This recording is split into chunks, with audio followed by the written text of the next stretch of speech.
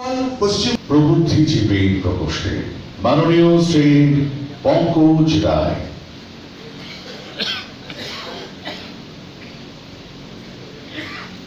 মঞ্চে উপবিষ্ট সভাপতি দিলীপ ঘোষ, উপস্থিত মাননীয় সংসদ ডক্টর স্বপন দাশগুপ্ত, অন্যান্য নেতৃত্ব, সত্তার পূর্ণ বিকাশ।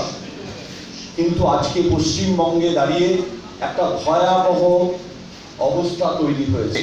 পশ্চিমবঙ্গের শিক্ষার মধ্যে আমরা দেখছি যে একটা সাম্প্রদায়িক যে রং, পশ্চিমবাংলায় অধ্যক্ষরা তারা আক্রান্ত।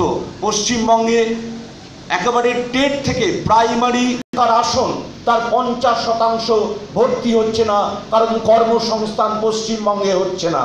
পশ্চিমবঙ্গে একটা অন্ধকারের তমানিসা নেমে আসার চেষ্টা হচ্ছে। আমরা এই মুহূর্তে আমার ভাষণ দীর্ঘায়িত করব না। আমরা মনে করি